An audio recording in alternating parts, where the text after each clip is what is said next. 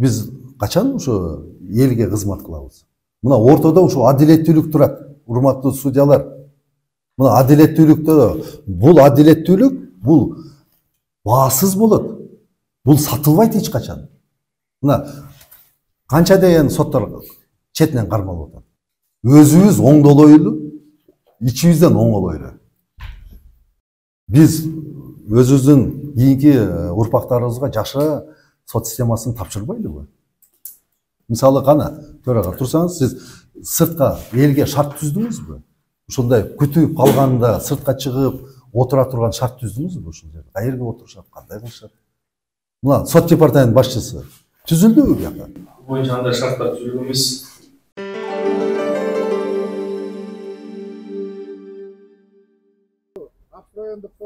Жогорку соттун төрагасы Медирбек Сатиевдин Ысык Көл областына болгон иш сапарынын биринчи күнү Ак Суу райондук сотунда жыйынтыкталды.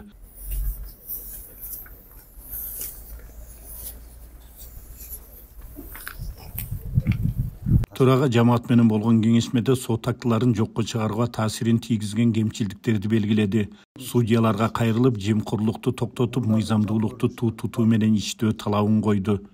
Мына президенттин сиздерге кылган камкордугун көрүп атасыздарбы? Айлык майынаңыздар көтөрүлүп атат. Социалдык маселелерди чечип берейин деп атат. Өзүңөр сезип атасыңар да, туурабы? Мына канча деген соттор четинен кармалып атат.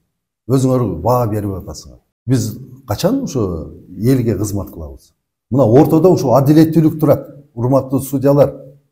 Мына адилеттүүлүк бул баасыз болот. Бул сатылбайт эч качан. Мурдакы жат көрүнүштөрдү токтоткула. Азыр жаңы көз караш менен эл үчүн иштейбиз болду. Башка жолубуз жок. Мисалы кана, төрага турсаңыз, сиз сыртка элге шарт түздүңүзбү? Ушундай күтүп калганда сыртка чыгып отура турган шарт түздүңүзбү ушул жерде? Каерге отурушат, кандай кылышат? Барбы ушундай шарт биздин? Келген кишилер бул жерде Коридордо эле турат да, мисалы. Башка отура тургандай шарттар түзүлдүбү? Элге кандай шарт түзүлүп атат? Мына сот департамент башчысы түзүлдүбү бияка? боюнча андай шарттар түзүлгөн эмес. Мына көрдүңөрбү?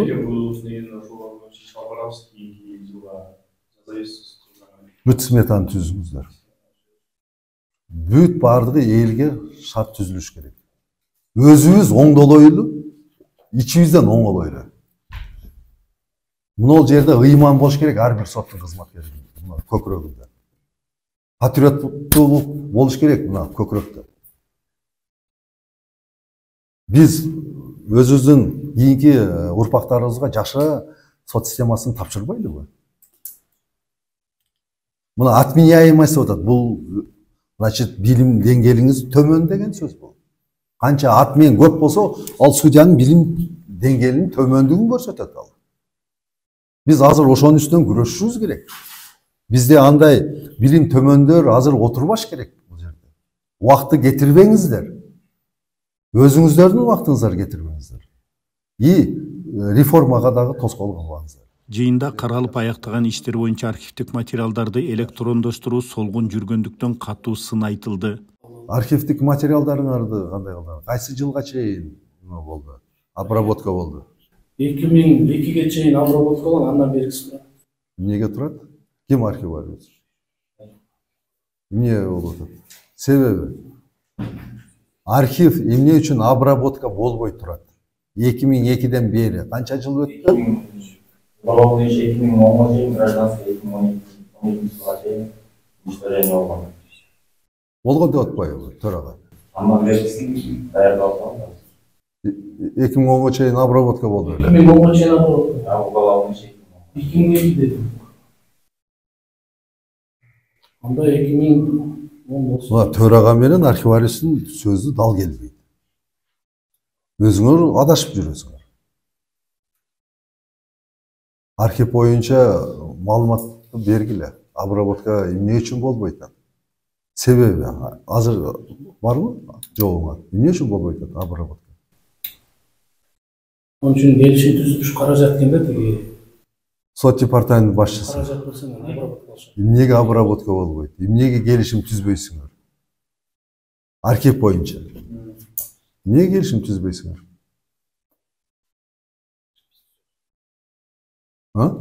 Эми сурап жүрөсү төрагадан. Убагында соттун чечимдеринин көчүрмөсү берилип атабы же жокпу? Андай маселе жаралган жокпу жарандардан? Бүткөн эле сразу беренге аракет кылды, сразу жарыяланган. Жалпы жыйындан соң төрага кызматкерлердин эмгек шарттары менен таанышып, алардын талапка ылайык иштөөлөрүн эскертти. Кичине ремонт кылып коюш керек экен, Качан болду эле ремонт? 20 жылдар болду, 20 жыл. Ошо өйдөн бери турат, Эмне көйгөй бар бу жерде? Эс алуу бөлмөңүз бар. Жакшы экен.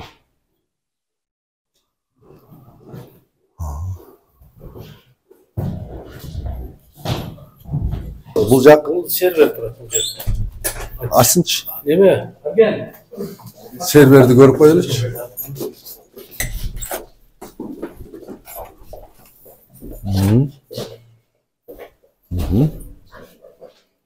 Постоянно канча градуста иштеп атат? 16. Постоянно ушундай 1 градуста турат, Нурсултан көрдүңбү? Мына бөлмө деген ушундай болот сервергечи. А биздики башка соттордо кандай болот? Пластик менен, мына терезенин пластиги менен жабылат. Бөлмө. Бул безопасность деген, бул сервер. Бу жерде канча деген маалымат жатат. Бул мамлекеттик деңгээлдеги маалыматтар. Баягындай нерселерди срочно оңдогула.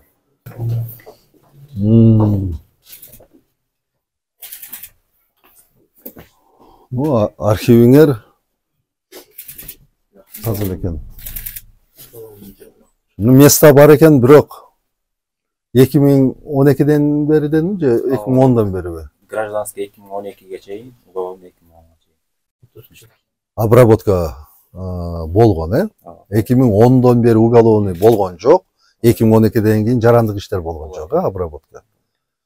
Мына силерге берилген мөөнөттү бүтүргүлө. Негизи электрондук архивге биз өтүшүбүз керек.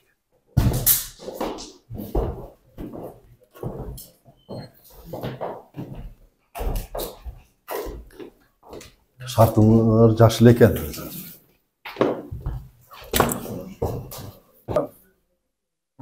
Кылмыш иштерди кандай кыласыңар? Канцелярияга. Доктор менен келет, башка келет. Жок, мындай шарт түзбөйсүңөрбү? Эмнеге шарт түзбөй? Эмне канцелярияга биринчи барыш керек? Бөлгүлө да, бөлүп койгула. Же отдельно мындай столдорду коюп туруп, биягы кылмыш иштери боюнча, биягы жарандык иштери боюнча бөлүп салгыла. Могу жака да башкасын. Ошону менен катары жарандарды кабыл алууда орой мамилени токтотууну талап кылды. Ушул жана башка кемчиликтерди жоюу боюнча жогорку сотко караштуу сот департаментинин облустук башкармалыгынын башчысы Нурсултан Сагынбаевга бир катары тапшырмалар берилди. Адвокаттар дело таанышкандан кийин Нар жагынан эшик ачса болобу? болду да. Хотя бы Туура эле мындай экиге бөлүп, мына ортосунан бөлүп туруп эле, жарымын балдар бөлүмү кылып, биягын адвокаттарды берсеңер болот экен. акылы таанышкан дейт. Эки зал жетиштүү эле. Жетишпейт да, үчөөбүз болду. Анда биякта эле кылып салбайсыңар бир зал. Ошондо берки кабинеттер жок болуп атат да, баары ушмак. Кайсы жерге дополнительный курам деп атасың? Көрсөткүлөчү, может быть. Өзүңүз көрсөтүңүз. Ак Суу райондук сотунда кызматкерлерге кабинеттердин жетишсиздиги бар. Төрага караңгы киргенине карабастан имаратты кеңейтүү жайларын көрүп, ал боюнча сунуш берүүнү билдирди. Мына присойка эсептегиле, канча убакта бересиң? Нурсултан.